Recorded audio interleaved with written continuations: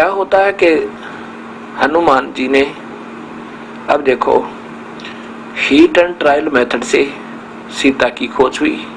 कोई पूर्व में ढूंढ रहा है, कोई पश्चिम में, कोई उत्तर में, कोई दक्षिण में तलाश कर रहे हैं, जैसे किसी की गाय गुम हो जा और ढूंढते ढूंढते किसी का हाथ लग जाए, ऐसे तो सीता की खोज हुई।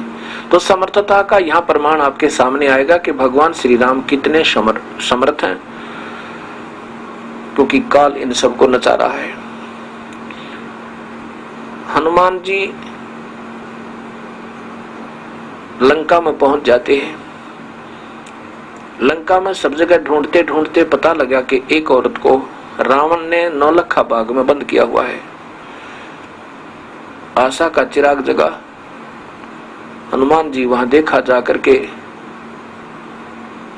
हनुमान जी ने देखी वहां की गतिविधि। पहले तो एक छोटा रूप बना के बंदर का, और उसी वृक्ष पर बैठ गया जिसके नीचे सीता मायूस और दुखी दिल से रो रही थी और बैठी थी, बहुत कमजोर हो गई थी। उसमें रावण आता है अपने सैनिकों को, अंगरक्षकों को लेकर, और कहता है कि तू मेरी बात स्वीकार कर ले, तो मेरी पत्नी बन जा, मैं तुझे माफ कर दूंगा, नहीं तेरी गर्दन काट के छोड़ूंगा, नहीं तड़फा तड़फा के मारूंगा तुझे। सीता ने कहा कि ये जान जा सकती है राक्षस, ये शरीर को तू छू नहीं सकता। काफी देर डरा धमका के चला जाता है। हनुमान ऊपर बैठा देख रहा है। कुछ देर के बाद हनुमान जी ने, जो श्री राम ने अंगूठी दी थी कि सीता इस अंगूठी से तेरा परिचय सही मानेगी, नहीं तो विश्वास नहीं करेगी, जिस पर श्री रामचंद्र लिखा हुआ था, खुदा हुआ था। अब जो ही ऊपर से वो अंगूठी यानी छाप डाली, वह रिंग डाली सोने की, सीता ने देखा श्री रामचंद्र जी की अंगूठी को, तो रोज देखा करती थी, तुरंत पहचान ली। ऊपर देखा, वो तो बंदर बैठा है, और कहने लगी, रे बंदर, तूने एक जख्म और कर दिया मेरे हृदय में। पहले तो यह महादुखी थी, मेरा अपहरण हुआ, ऊपर से वनवास था, और मेरे पति की मृत्यु की खबर लेकर आ गया तू। वो खा लिया किसी जंगली जानवरों ने। तब हनुमान जी नीचे आए, दुर्दशा देखकर कहने लगे, नहीं माता, उस त्रिलोक की नाथ को कौन मार सके, चिंता क्यों करते हो, मैं तो उनका भेजा हुआ एक संदेश वाहक हूँ, मेरा हनुमान नाम है, और मैं उनका अनुचर हो गया हूँ, मैं उनका सेवक हूँ, और मैंने ये सब हालत आपकी देख ली है माँ, और आपकी खोज होगी है, अब तुरंत ही हम सेना लेकर आएंगे, हमारे राम जी, और तुझे छुड़वा ले जाएंगे। सीता ने कहा, हनुमान जल्दी करना, मैं बहुत दुखी होकर रखी इन्होंने।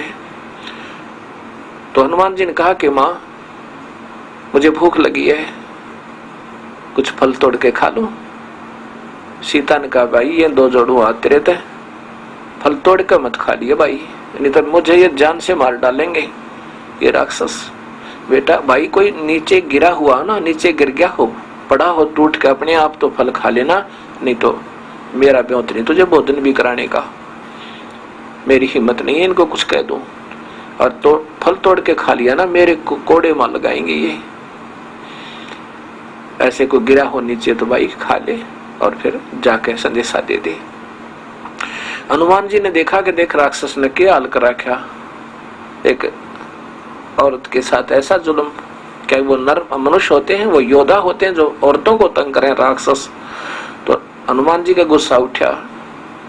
पहले तो खूब तोड़ तोड़ कर फल खाए कि थोड़ी खुराक सी को 5-4 मन में तो ऊंचा क्या होगा, 1-2 क्विंटल खाए तोड़ तोड़ के, और फिर उन वृक्षों को पकड़ के और जड़ से उखाड़े और समुद्र में फेंक दे। तोड़ गिरा सारा बाग न हला हला के। अब रखवाले पकड़ना, उनका एक मुक्का धर दे, धरती में गट जावे, जमीन में जा सा उसको एक मारे, चार पड़े, एक का गदा ठोके 4 मरे। ऐसे वहां तहलका मचा दिया। यह लंबी कथा सबको मालूम है, ज्यादा ना लंबा करके मैं इतना कहना चाहता हूँ। फिर सीता से कहा कि माँ मैं अब जा रहा हूँ। सीता जी ने अपना कंगन, हाथ का कंगन दिया, सोने का बना हुआ एक, और कहा कि हनुमान जी ये कंगन ले जा भाई, इस कंगन के बिना भगवान श्री राम विश्वास नहीं करेंगे कि मेरी तलाश होगी है, क्योंकि वो बहुत दुखी है, उनका विश्वास उठ चुका है। ऐसे ही हनुमान जी वहां से कंगन लेकर वापस छलांग लगाई और एक सुबह सुबह एक पहाड़ी के ऊपर आके वहां उतरा। वहां देखा एक निर्मल सरोवर है पहाड़ के बीच में। वहां सोचा स्नान कर लूं, साथ में समुद्र है। उस निर्मल जल सरोवर में स्नान करने के लिए उस कंगन को एक पत्थर पे रख दिया और कपड़े उतार के वहां स्नान करने लग गया। उधर से एक बंदर आया, उस बंदर ने उस कंगन को उठाया और श्री हनुमान जी की दृष्टि उस कंगन पर ऐसे थी जैसे सर्प की मणि पर होती है जब वो ओस चरने जाता है।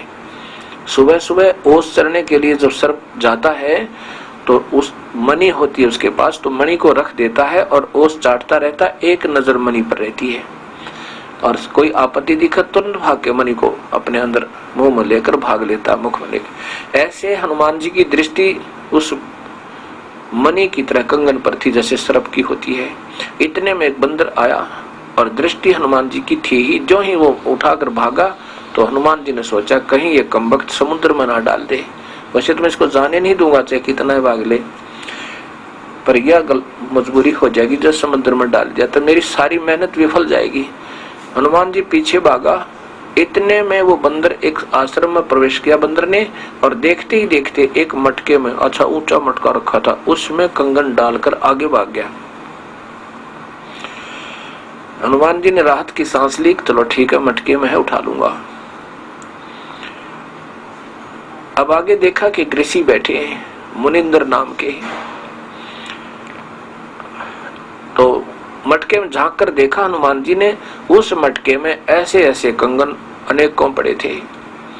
उठाकर देख रहा है, विचलित हो गया कि ये तो सारे एक जैसे ही हैं, ना जाने वो ओरिजिनल कौन सा है। बड़ा असमंजस में हो गया कि तो बात बिगड़ गई। ऋषि के पास गया, ऋषिवर मैं हनुमान हूं, पवन पुत्र हनुमान हूं और श्री राम का दास हूं, श्री रामचंद्र जी का।